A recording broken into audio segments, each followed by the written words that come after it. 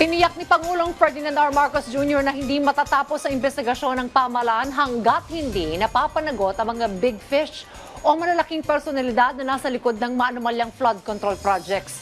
Muli ring iginiit ng Pangulo na walang makakalusot kahit na ito ay kanya pang kaalyado. Si Kenneth Pasyente sa report. Sa gitna ng kontrobersiya sa mga flood control project, tiniyak ni Pangulong Ferdinand R. Marcos Jr. na magpapatuloy ang investigasyon ng pamahalaan at mapapanagot ang mga nasa likod ng katiwalian. Sabi ng Pangulo, dapat matukoy ang anyay big fish o malalaking personalidad na may kaugnayan sa mga irregularidad. Until we solve the problem. Yung dapat natin pipilahan ng kaso, may ebidensya tayo na matibay. Unang-una. Pangalawa, na kapag sila na out of action na, ay talagang magbabago. Dahil sila talaga nagpapatakbo.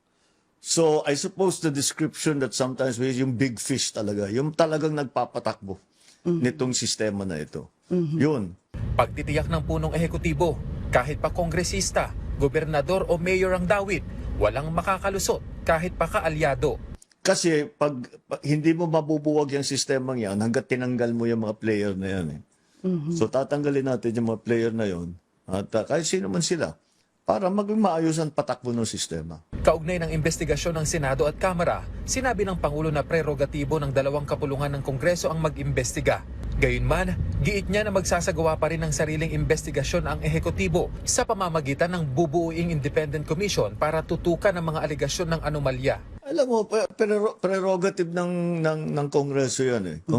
Prerogative ng House of Representatives yan na mag-conduct sila ng investigasyon. At prerogative ng Senado na mag-conduct sila ng investigasyon. So patuloy natin.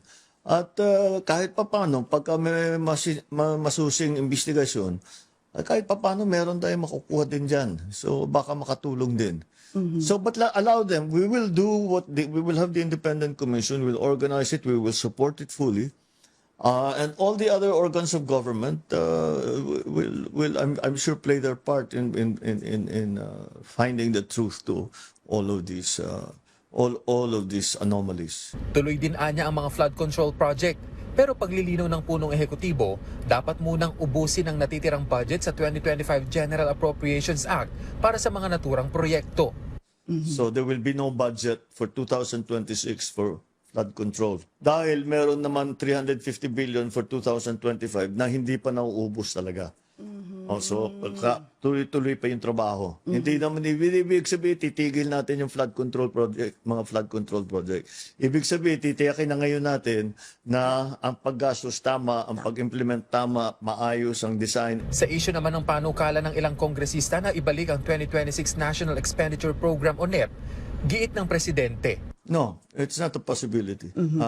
Ang titignan na lang is the DPWH budget. Unilaterally, from our end in the executive, I already instructed the DPWH to review and to rewrite the DPWH budget. So we have a commitment to Congress that the rewritten DPWH budget will be submitted to them. Samantala, ibinahagi ng Pangulo ang kanilang pag-uusap ni dating DPWH Secretary Manuel Bonoan matapos magbitiw dahil nakakaabala na raw ito sa Pangulo. Kaya nagpasya na magbitiw sa ngalan ng command responsibility. Tiwala naman ng Pangulo sa kakayahan ni Secretary Vince Dizon bilang bagong kalihim ng DPWH. He did a very good job in DOTR and I think he understands very well what needs to be done. And I think he's committed enough to this, what we are doing, that he will do whatever is necessary, even if it's a little difficult, kahit na medyo may magagalit sa kanya.